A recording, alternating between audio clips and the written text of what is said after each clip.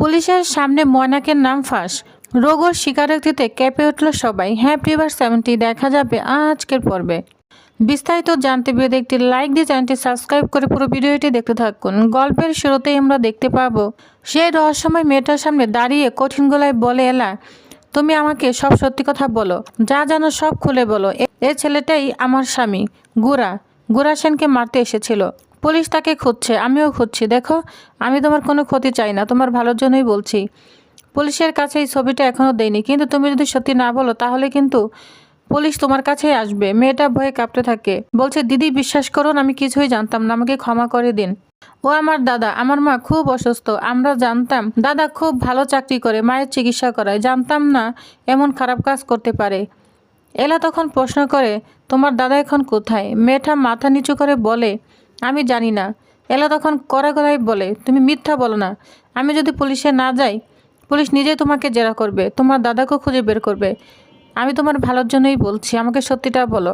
এই কথা শুনে মেয়েটা চুপ থাকতে পারে না, কান্না করতে করতে সব খুলে বলে দিদি আজ নাকি দাদার ছুটির দিন। ও বলেছিল বড় একটা কোম্পানিতেও চাকরি করে, আজ বরতলার মোড়ে থাকতে পারে। মায়ের চিকিৎসার জন্যই হয়তো ও এই কাজ করেছে, কিন্তু আমরা এসবের সঙ্গে জড়িত নই।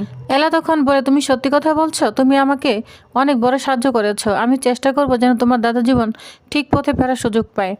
তারপর এলা মীরাকে ফোন করে, মীরা তোর স্কুটারটা নিয়ে তাড়াতাড়ি আয়, আমি লোকেশন পাঠাচ্ছি। এদিকে ঘোরা এলাকে কোথাও খুঁজে পায় না। বলছে, আমি আপনাকে ডায়েরিতে লিখে আসতে বলেছিলাম, আপনি ইচ্ছা করে আমাকে হেনস্থ করার জন্য চলে গেলেন, তাই তো? আজ আমার জরুরি মিটিং ছিল, এমন কাজ করতে পারলেন? এই বলে রেগে গিয়ে ঘোরা সেখান থেকে চলে যায়। অন্যদিকে ময়নাক রঘুকে ফোন করে, তুমি এখন কোথায়? রঘু বলে, বটতলা মোড়ে বসে আছি। ময়নাক বলে, আমি তো বলেছিলাম এখান থেকে চলে যেতে। রঘু বলে, টাকা না দিলে যাবো কী করে বস? মায়ের চিকিৎসা করাতে হবে, সেজন্যই তো এই কাজ করেছি। ময়নাক তখন বলে, কাজটাই তো ঠিকমতো করতে পারোনি, আবার টাকার কথা বলছো? ঠিক আছে, আমি আসছি, টাকা দিব, তারপর অনেক দূর চলে যাবে। এগুলো এলা এবং মীরা দূর থেকে সব ফলো করতে থাকে। বটতলার মোড়ে এসে দাঁড়ায় এলা এবং মীরা তখন বলে, এটাই তো বটতলা। হঠাৎ এলা রঘুকে দেখতে পায়, বলছে, ওই তো রঘু ওইখানে দাঁড়িয়ে আছে। কিছুক্ষণ পর একটা গাড়ি থামে, গাড়ি থেকে ময়নাক নামতে থাকে, যা দেখে তো এলা অবাক হয়ে যায়। এলা বলে, ময়নাক স্যার রঘুর সঙ্গে দেখা করছে? তাহলে আমার সব সন্দেহটা ঠিক ছিল। ময়নাক রঘুকে বলে, তোমাকে পুলিশ খুঁজছে আর তুমি এখানে বসে আছো, টাকা নাও, তারপর শহর ছেড়ে চলে যাও, যখন ডাকবো তখন আসবে। তার আগে আমি তোমার মুখ যেন এখানে না দেখি। রঘু বলে, ঠিক আছে বস, আপনি যা বলবেন তাই হবে। ঠিক তখনই এলা সামনে এসে হাততালি দেয়, বলছে, বাহ ময়নাক স্যার, এটাই তাহলে আপনার আসল রূপ। আজ বল সব কিছুর পিছনে কে ছিল? যা শুনে ময়নাক তো পুরোই চমকে যায়। ময়না বলে, এলা তুমি এখানে? তখন বলে, হ্যাঁ, আপনার আসল রূপ দেখার জন্য এসেছি। আজ সব পরিষ্কার হয়ে গেল, আমার স্বামীর উপর হামলার পিছনে আপনিই ছিলেন। এদিকে রঘু তো ভয়ে কাঁপতে থাকে, চারপাশে মানুষ জমে যায়, পুলিশও পৌঁছে যায়। রঘু হঠাৎ চিৎকার করে বলে, সব সত্যি, সব পিছনে ময়নাক স্যারই রয়েছে। উনি আমাকে টাকা দিয়েছেন, উনি আমাকে পাঠিয়েছিলেন গুরা সেনকে মারতে। একথা শুনে ময়নাকের মুখটা একদম ফ্যাকাশে হয়ে যায়। এভাবে পুলিশের সামনে ময়নাকের সব ফাঁস হয়ে যায়। রঘুর স্বীকারোক্তিতে ভেঙে পড়ে ময়নাক। বিকাশ ব্যানার্জির নাম ব্যবহার করে এতদিন আপনি আমাদের সর্বনাশ করে গিয়েছেন। আপনি শুধু আমাকে নয়, আমার স্বামীকেও ধ্বংস করার চেষ্টা করেছেন। আজ আপনার আসল মুখোশ খুলে গেল ময়নাক সেন। যা শুনে ময়নাক পুরোই হতভম্ব হয়ে যায়, কাপা গলায় বলে, এলা তুমি আমাকে ভুল বুঝছো, প্লিজ আমাকে একবার কথা বলতে দাও। কিন্তু এলা কোনো কথা শুনতে রাজি নয়। এলা তখন বলে, না, আপনার কোনো কথা শোনার দরকার নেই, যা বোঝার যা জানার আমি সব বুঝে গিয়েছি। আমাকে কিডন্যাপ করার শুরু থেকে আমার স্বামীকে মেরে ফেলার চেষ্টা, সব কিছুর পিছনে আপনিই ছিলেন। বন্ধুর মুখোশ পরে আপনি ছিলেন আসলে আমাদের সবচেয়ে বড় শত্রু। আপনি এতদিন ধরে গুরা সেনকে ধ্বংস করার চেষ্টা করেছেন, অথচ সবাই ভাবছিল বাইরের কোনো শত্রু এসব করছে, কিন্তু আসল শত্রু ছিলেন আপনি, ঘরের ভিতরেই। ময়নাক বারবার বলতে থাকে, এলা প্লিজ তুমি আমাকে ভুল বোঝো না। কিন্তু এলা কিছুতেই তার কথা বিশ্বাস করে না।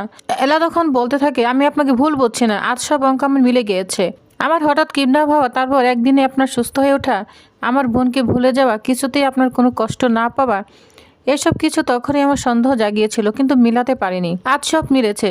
সে আরও বলে, সেদিন আপনি হাসপাতালে মিস্টার সেনের সঙ্গে দেখা করেছিলেন, তারপর থেকে আমাদের সম্পর্ক ভেঙে যেতে শুরু করে। আপনি আমাদের দুজনকে আলাদা করার ষড়যন্ত্র করেছিলেন, তাই না? ময়নাক বলে, না না এলা, তুমি যা বলছো আসলে সত্যি তা নয়। এলা তখন বলে, তাহলে আপনি সত্যি বলবেন নাকি একজনই মিথ্যা শোনাবেন? আমি আর মিথ্যা পাহাড় শুনতে চাই না। আমি নিজেই দেখেছি, নিজেই বুঝেছি। এলা চিৎকার করে বলে, আজ আপনার মুখোশ না আমি মিস্টার সেনের সঙ্গে খুলে দিব, বিচার উনিই করবেন।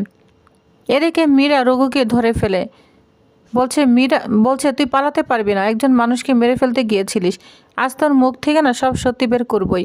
রঘু ছটফট করতে থাকে, পুলিশ এলেই তো তোর সব কি করতে ধরা পড়বে। এদিকে এলা শক্ত হয়ে ময়নাককে ধরে বলে, চলুন আর সব শেষ। এদিকে গুড়া সেন একা বাড়িতে ঢুকলে সবাই অবাক হয়ে যায়, বলছে কি ব্যাপার, এ কি গুড়া, তুমি একা কেন, এলা কোথায়? কাকিমণি প্রশ্ন করে, এলাকে নিয়ে আসনি। সংযুক্তা বলে, তাহলে কি গুড়া সত্যি এলাকে বাড়ি রেখে এসেছে? তাহলে কি ওদের বিয়েটা ভেঙে গেল? ঠাম্মি তখন তাচ্ছিল্য করে বলে, ওই মেয়ে গেলে ভালোই হয়েছে, আপদ বিদায় হয়েছে, কিন্তু দাদু রেগে যান। এই কথা তোমার মুখে মানায় না। এলা ও আমাদের বাড়ির বউ, ও আমাদের কত উপকার করেছে। গুড়া তখন হতাশ গলায় বলে, আমি কোনো নাটক করিনি। এলা মাঝপথ থেকে হঠাৎ কোথায় চলে গেল বুঝতে পারিনি, খুঁজে পাচ্ছি না। যা শুনে সবাই চিন্তায় পড়ে যায়। পিসেমণি কাপা গলায় বলে, ওকে তো একবার কিডন্যাপ করা হয়েছিল, আবার কিছু হলো না তো? গুড়ার মা কান্নাজোড়া গলায় বলে, এমন বিপদের মধ্যে তুই ওকে ছেড়ে এলি কিভাবে? দাদু বলে, এলা যদি বিপদে পড়ে থাকে তার দায় আমরা সবাই। গুড়ার মুখ ফ্যাকাশে হয়ে যায়, সে মনে মনে ভাবে, এলা তুমি কোথায়, তুমি ঠিক আছো তো? তখনই কাকুমণি উত্তেজিত গলায় বলে ওঠে, হ্যাঁ রে, এবার আর বসে থাকা যায় না, পুলিশকে খবর দিতে হবে। বিকাশী ব্যানার্জি তো ছাড়া পেয়েছে, এখন পরিস্থিতি কিন্তু আরও ভয়ঙ্কর হবে। ঠিক তখনই গুড়ার বাবা রেগে কাঁপতে কাঁপতে বলে, গুড়া একটা কথা বলতো, তুই এলাকে এভাবে ফেলে রেখে কোথায় চলে গিয়েছিলি? তুই ওকে খোঁজার চেষ্টাও করিসনি কেন? সবার মধ্যে উত্তেজনা তখন চরমে পৌঁছে যায়। ঠিক তখনই দরজা খুলে এলা ভিতরে ঢুকে পড়ে। এলা শান্ত গলায় বলে, দাদু কোনো বিপদ হবে না আমার, আমি সব কিছুর মূল কারণ খুঁজে বের করে এসেছি। ঠাম্মি তখন অবাক হয়ে বলে, তুই কোথায় গিয়েছিলি বলতো? আমরা সবাই ভয়ে অস্থির হয়ে গিয়েছিলাম। এলা বলে, দাদু আমি গিয়েছিলাম সেই মানুষটাকে খুঁজতে যে আমাদের জীবনে এতদিন ধরে বিপদ ডেকে এনেছিল। আমাদের আসল শত্রুকে আমি চিনে ফেলেছি। গুড়া অবাক হয়ে বলে, আপনি কোথায় গিয়েছিলেন, হুট করে বেরিয়ে গেলেন? আপনাকে কত খুঁজলাম, কোথাও পেলাম না। এলা তখন বলে, মিস্টার সেন, এতদিন ধরে যে শত্রুকে আমরা খুঁজেছিলাম সে বিকাশ ব্যানার্জি নয়, আসল শত্রু আমাদের খুব কাছেই ছিল। সংযুক্তা বিরক্ত হয়ে বলে, ঘুরিয়ে কথা বলছো কেন, কোথায় ছিল সেটাই বলো। ঐশী বলে, দিদি তুই কি বলছিস, কিছুই তো বুঝতে পারছি না। এলা তখন গম্ভীর হয়ে বলে, মিস্টার সেন আপনার সবচেয়ে কাছের বন্ধুই এতদিন ধরে আপনার পিঠে ছুরি মেরেছে। যা শুনে সবাই স্তব্ধ হয়ে যায়। এলা তখন হঠাৎ বলে ওঠে, দাঁড়ান, আমি প্রমাণ নিয়ে এসেছি। এই বলে সে একজন লোককে ধরে নিয়ে আসে। লোকটিকে দেখে সবাই চমকে যায়। এটাই হলেন ময়নাক স্যার, তিনিই আসল শত্রু। গুড়ার ময়নাক একে অপর দিকে তাকিয়ে থাকে। ঘরে সবাই হাঁ করে তাকিয়ে থাকে। এলা বলে, আমি জানি আপনাদের বিশ্বাস করতে কষ্ট হচ্ছে, কিন্তু ময়নাক স্যারই সেই কালপিট। উনি বন্ধুত্বের মুখোশ পরে আমাদের সবার ক্ষতি করেছিলেন। আমি তখন রেগে গিয়ে বলে, কি বলছিস তুই? এলা বলে, আমি প্রমাণ এনেছি, মীরা রঘুকে নিয়ে আয়। তখন মীরা রঘুকে নিয়ে চলে আসে। রঘুকে দেখে গুড়ার সব মনে পড়ে যায়। এলা বলে, লোকটাই তো আমাকে কিডন্যাপ করেছিল, আপনাকে নদীতে ফেলে মারার চেষ্টা করেছিল। আর এই লোকটাই হচ্ছে ময়নাক স্যারের লোক। গুড়ার বাবা অবাক হয়ে বলে, এলা এটা কিভাবে সম্ভব? এলা চোখে জল নিয়ে বলে, বিয়ের দিন আমাকে ঘুমের ওষুধ খাইয়ে কিডন্যাপ করা হয়েছিল শুধু আমাদের বিয়ে ভাঙার জন্য। তারপর এলা ময়নাকের দিকে তাকিয়ে বলে, আপনি কেন আমাদের বিয়ে ভাঙতে চেয়েছিলেন? আমাদের সুখ আপনার কি সমস্যা ছিল? ময়নাক বলে, এলা তুমি আমাকে ভুল ভাবছ। গুড়া তখন বলে, আমিও তো বিশ্বাস করতে পারছি না, ময়নাক কেমন কাজ করতে পারে। ঠাম্মি ও সংযুক্তা বলে, ময়নাক ছোটবেলা থেকে আমাদের সঙ্গে আছে, সে এমন করতে পারে না। এলা তখন দৃঢ়কণ্ঠে বলে, রঘুকে জিজ্ঞাসা করুন কে তাকে এসব করতে বলেছিল। পুলিশ রঘুকে এগিয়ে আনে। রঘু মাথা নিচু করে বলে, সব কিছু আমাকে ময়নাক স্যারই করতে বলেছিল। যা শুনে ঘরে সবাই স্তব্ধ হয়ে যায়। তখনই মেঘনা এসে চিৎকার করে বলে, একটাও কথাও বলবি না। সে এলাকে ধাক্কা দিতে যায়। মীরা তাকে ধরে ফেলে, আমার দিদিকে ছুবি না।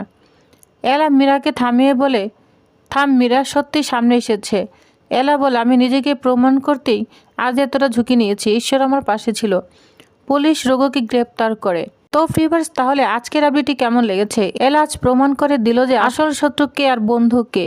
তো পরের পর্ব কি হবে, ময়নাক কি শাস্তি পাবে? সব জানতে ভিডিওতে লাইক দিন, চ্যানেলটি সাবস্ক্রাইব করতে ভুলবেন না। পরের আপডেট দেখার জন্য অবশ্যই সঙ্গে থাকুন। ধন্যবাদ।